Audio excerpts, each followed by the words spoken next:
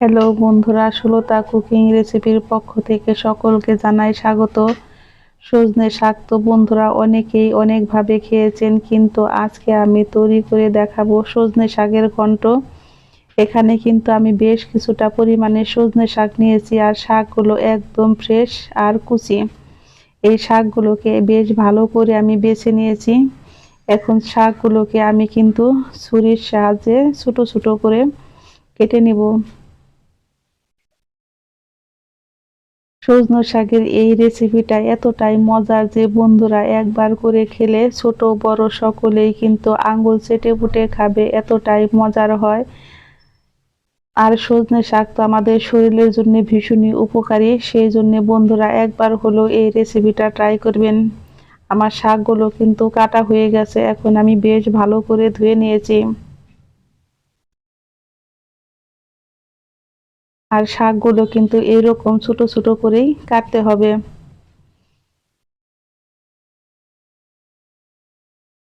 চলে যাব চুলায়। চুলায় আমি একটা কড়াই বসিয়ে দিয়েছি, তাতে দিয়ে দিয়েছি আমি এখন সজনে শাকগুলো। দিয়ে দিব আমি পরিমাণ মতো জল। জলটা বন্ধুরা একটু বেশিই দিবেন। আর দিয়েছি আমি হাফ চামচ পরিমাণে লবণ। জলটা দিয়ে কিন্তু আমি শাকটাকে বেশ ভালো করে সিদ্ধ করে নিব।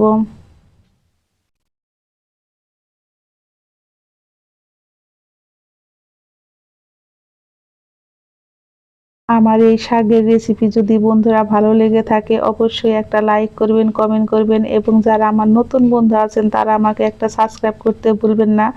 আমার নতুন এবং পুরাতন সকল বন্ধুদের জানাই আমি অসংখ্য অসংখ্য ধন্যবাদ। এইভাবে করে কিন্তু আমি শাকটাকে সিদ্ধ করে নিব, কারণ শাকটাকে বেশ ভালো করে সিদ্ধ করে নিতে হবে। তাহলে কিন্তু আমাদের শাকের ঘন্টটা খেতে বেশি ভালো লাগে। আর বোঝাই যাবে না যে এটা সজনে শাক দিয়ে কিন্তু আমি আজকে শাকের ঘন্ট করেছি। শাকটা আমার সিদ্ধ হয়ে গেছে, আমি কিন্তু চুলাই থেকে নামিয়ে নিয়েছি। এখন চুলায় আবার কড়াই বসিয়ে দিয়েছি আমি পরিমাণ মতো সরিষার তেল। এখন কিন্তু আমি ডালের বড়িগুলো ভেজে নিব। বড়িগুলোকে কিন্তু আমি এখন বেশ ভালো করে উল্টে পাল্টে ভেজে নিব। বড়িগুলো কিন্তু আমার একটু লাল লাল হয়েছে, এই পর্যায়ে আমি চুলাই থেকে নামিয়ে নিব। আর লাল করে ভাজলে কিন্তু শাকের ঘন্টতে খেতে হয় ভীষণই মজার, মুখে দিলে একটা মুচমুচে ভাব হয়। আর খেতেও কিন্তু ভীষণই মজার হয়। আমি বড়িগুলো তুলে নিয়েছি, এখন দিয়েছি আমি বেশ কিছুটা পরিমাণে শুকনো লঙ্কা। এখন আমি দিয়ে দিব হাফ চামচ পরিমাণে কালো জিরে। এই শাক রান্না কিন্তু একদম সহজ, কিন্তু খেতে হয় অসাধারণ মজার। এখন আমি দিয়ে দিব কেটে রাখা মিডিয়াম সাইজের একটা আলু। আলুগুলোকে কিন্তু আমি ছোট ছোট টুকরো করে কেটে নিয়েছি। অবশ্যই এই শাকের ঘন্টতে আলুটা ব্যবহার করবেন।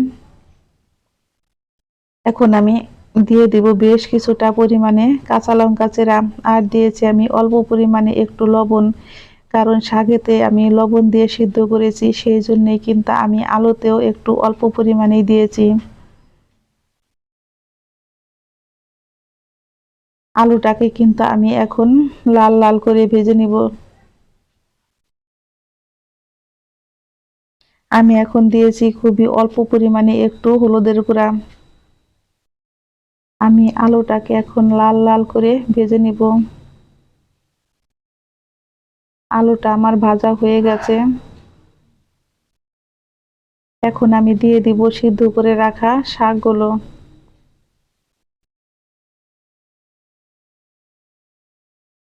শাকগুলো দিয়ে কিন্তু আমি বেশ ভালো করে ভেজে নিব।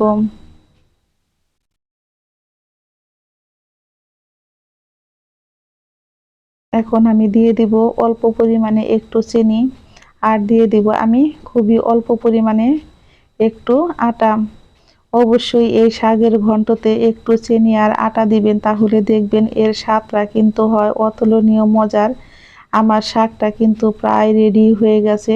দেখবেন শাকটা ভাজতে ভাজতে নাড়ুর মতো যখন দলা পাকিয়ে গেছে তখন বুঝতে পারবেন আপনাদের শাকটা কিন্তু পারফেক্টভাবে হয়ে গেছে। এখন আমি দিয়ে দিব ভেজে রাখা ডালের বড়ি, আর বড়িগুলোকেও কিন্তু আমি হাত দিয়ে এরকম একটু আধ ভাঙা করে দিব। সজনে শাক ডালের বড়ি দিয়ে এইভাবে বন্ধুরা একবার হলো আপনারা বাড়িতে তৈরি করে খাবেন। আশা করি একদিন তৈরি করে খেলে আপনারা রোজই বানাতে চাইবেন, এতটাই মজার হয়। এই শাকের রেসিপি কিন্তু ছোট বড় সকলেই অনেক পছন্দ করে, এতটাই মজার হয়। আমি এখন বড়িটা দিয়ে কিন্তু বেশ ভালো করে এরকম ভাবে আমি নেড়ে নিয়েছি। শাকটা আমার রেডি হয়ে গেছে। আমি এখন চুলায় থেকে নামিয়ে পরিবেশন করব। ঝটপট তৈরি হয়ে গেল বন্ধুরা আমার ডালের বড়ি দিয়ে সজনে শাকের ঘন্ট। সকলেই ভালো থাকবেন, সুস্থ থাকবেন। আমি আবারও ফিরবো নতুন নতুন কোনো রান্নার রেসিপি নিয়ে। সকলকে ধন্যবাদ।